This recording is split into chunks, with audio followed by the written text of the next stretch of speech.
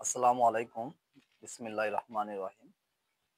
আজকে আপনাদের মাঝে খুবই গুরুত্বপূর্ণ একটা বিদ্যা নিয়ে আসলাম বা সাধনা নিয়ে আসলাম। যে সাধনা অনেক তান্ত্রিক, অনেক কবিরাজ বা যারা কবিরাজি শিখতে চান তাদের অনেক কাজে লাগবে ইনশাআল্লাহ। ভিডিওটি প্রথম থেকে শেষ পর্যন্ত দেখবেন এবং আমার চ্যানেলটি সাবস্ক্রাইবার করবেন, পাশে থাকা বেল আইকনটি ক্লিক দিবেন ইনশাআল্লাহ। আজকে যে ভিডিও নিয়ে আসলাম, ভিডিওটি হচ্ছে মুআক্কেল সাধনা। আপনারা মুআক্কেল সাধনা কিভাবে করবেন তার সম্পূর্ণ বিদ্যা আজকে আমি আপনাদের শিখিয়ে দিব ইনশাআল্লাহ। অনেক কবিরাজ আছে সঠিকভাবে হাজিরাত দেখতে পায় না, রুগী আসলে তার কি হয়েছে সঠিকভাবে বলতে পারে না। তাদের জন্য এই সাধনাটা অত্যন্তপূর্ণ গুরুত্বপূর্ণ। এই সাধনাটা করলে হাজিরা সঠিকভাবে দেখতে পারবে এবং চালানের মাধ্যমে সকল কাজ সে করতে পারবে, সকল ভালো কাজ সে করতে পারবে ইনশাল্লাহ।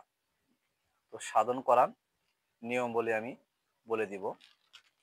এটা হচ্ছে বিসমিল্লাহির রহমানির রহিমের সাধন, যাকে বলা হয় বিসমিল্লাহ শরীফের সাধন।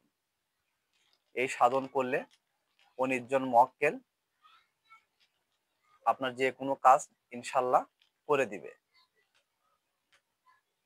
এই সাধনটা কিভাবে করবেন আমি সম্পূর্ণ বিদ্যাটি বলে দিচ্ছি।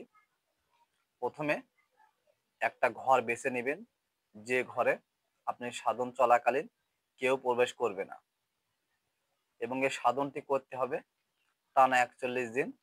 যদি সাধনটি নিরামিষ খেয়ে করতে পারেন সবচাইতে ভালো হয়, এবং যদি নিরামিষ না খান তাহলেও হবে, সমস্যা নেই। তো সাধনটি করবেন প্রতিদিন এশার নামাজের পরে সর্বপ্রথম ১১ বার দরুদ শরীফ পাঠ করবেন। তারপরে বিসমিল্লাহির রহমানির রহিম ৩১২৫ বার পাঠ করবেন। তারপরে বিসমিল্লাহির রহমানির রহিম ৩১২৫ বার পাঠ করবেন। তারপরে আবার ১১ বার দরুদ শরীফ করবেন। এইভাবে যদি আপনি ৪১ দিন করতে পারেন ইনশাল্লাহ আপনার সাধন কমপ্লিট হয়ে যাবে এবং এই সাধনের জাকাত দেওয়া হয়ে যাবে। তারপরে থেকে মোরাকাবায় গিয়ে আপনি এই ১৯ জন সর্দার মুআক্কেল বা ১৯ জন হুজুরকে আপনি ডাকলে তারা আপনার ডাকে সাড়া দিবে এবং আপনি যে ভালো কাজগুলো করাতে চান ইনশাল্লাহ তারা আপনার কাজে সহযোগিতা করবে। এইভাবে আপনি সাধন করতে পারবেন ইনশাল্লাহ। কোনো ভয় নাই, ডর নাই, ইনশাল্লাহ সাধন সিদ্ধি হয়ে যাবে।